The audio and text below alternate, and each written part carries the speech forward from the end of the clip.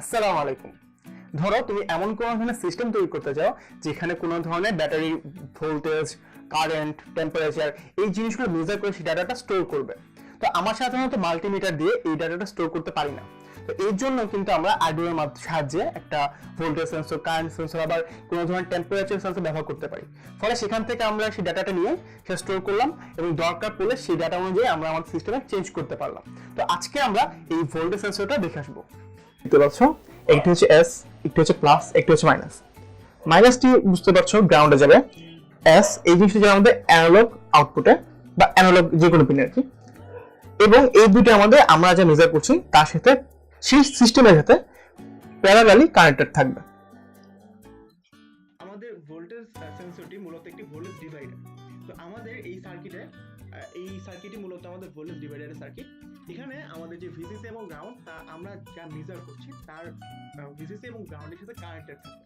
তো এরপরে আমাদের যে দুটি রেজিস্টর দেখতে পাচ্ছ 30 কিলো ওহম এবং 7.5 কিলো ওহম, তা মূলত আমাদের ভোল্টেজটাকে ডিভাইড করে দেয়। এবং 7.5 কিলো ওহম যে অ্যাক্রসের যে ভোল্টেজটা তা আমরা মূলত এই আমাদের দুটি আউটপুট পিন অর্থাৎ এস এবং নেগেটিভ এই দুটির মাধ্যমে আমরা মেজার করতে পারছি। আমাদের ভোল্টেজ সেন্সর করে আমরা আজকে প্রথমে কিছু ইনিশিয়াল ভ্যালু নিয়ে নেব।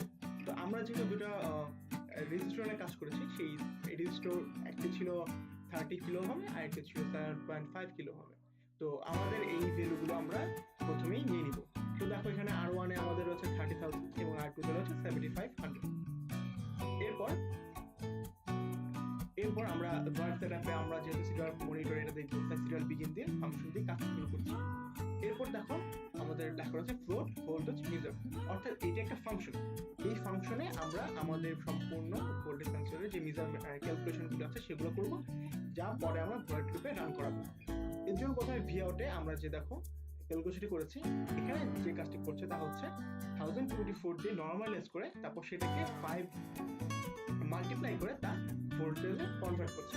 এরপরে ভিএন এ আমরা এই পুরো জিনিসটাকে আমরা ভোল্টেজ ডিভাইডার ইকুয়েশন দিয়ে ক্যালকুলেট করে দিচ্ছি। তারপরে রিটার্নে দেখো আমরা এই ফাংশন থেকে ভিইন এই ভ্যালুটা আমাদের রিটার্ন করে দিচ্ছি, যা আমাদের ভয়েড লুপে গিয়ে আমাদের শো করবে। এখন দেখো আমাদের ভয়েড লুপের ভিতরে যে সিরিয়াল পিন এই ফাংশনটির এই ভিতরে আমরা যে ভি আউট এর জি পাচ্ছি, ভ্যালুটি পাচ্ছি, তারপর দেখো 2 রয়েছে। এটি দেখে বোঝা যাচ্ছে যে ভি আউটে আমরা যে ভ্যালু পাবো তা দশমিকের পরে আরো দুটি ভ্যালু শো করবে। এরপর আমরা কিছু রিলে দিয়ে সম্পূর্ণ কোডটি কমপ্লিট করলাম। এরপর আমরা কোডটি আপলোড করব।